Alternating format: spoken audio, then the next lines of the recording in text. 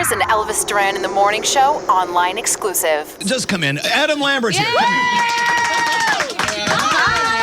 Good to see you. Good to see you. Come in, have a seat. Yeah. Hi. Good to see you. What's up? How are you? You're shrinking. Never say that. Never have say you that lost to weight? a. Never say that to a man. No, like shrinking this way. I love You when look people so haven't slim. seen you in a while and they come in and go, you're so small. But you're getting small. I said you should never say that to a guy. You're growing lean. Is that what I am? Yeah. You will look tell great. you. Yeah. Never tell a guy he's getting smaller. Yeah, maybe that's not the right word. Not small. No, but you know what? You haven't lost weight. Trim. Have you ever lost a lot of weight before? No. Yeah. Your thing gets bigger. Oh, my God. It's an illusion, I think. Adam Lambert just gave us his fake laugh. We were talking about this. No, we were talking to Bethany about one time she interviewed you in Minneapolis. Yeah, I worked for a radio station in Minneapolis, and you came to do one of our jingle balls. And it was when your song, What Do You Want From Me, had just come out. And one of our jokey night DJs was talking to you by the chocolate fountain. And he said, hey, Adam Lambert, you know, I bet you're so busy. I bet all you want to say to people is, what do you want from me? And it was the dumbest line, and you gave him the nicest fake laugh and were so nice to him and like didn't make him feel like an idiot. He just gave you a fake laugh. And in Was that a fake laugh you no, gave that us, was Bethany? I don't know. In that moment, I'm like, Adam Lambert's a good guy.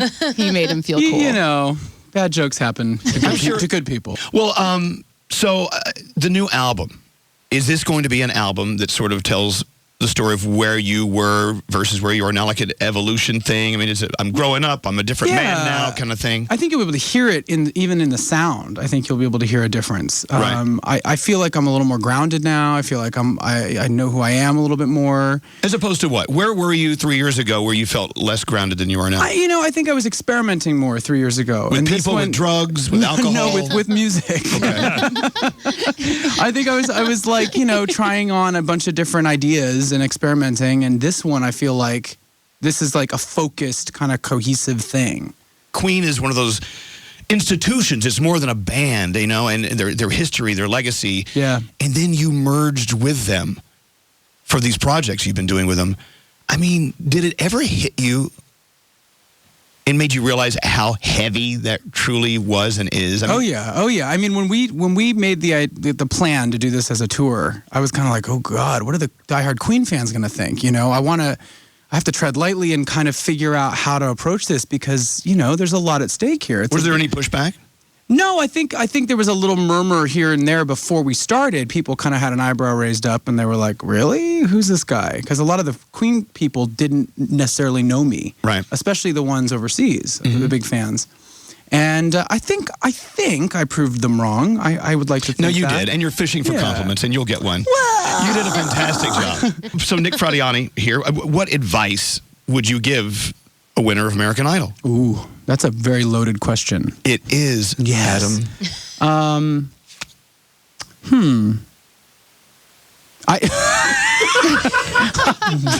What advice It's a would you loaded give? question. I don't know. I mean, I kind of feel like you got to know what you want. You got to be smart with timing because you don't really have a lot of time after that show. After you're done with the finale, it's like you only stay fresh in people's consciousness for so long.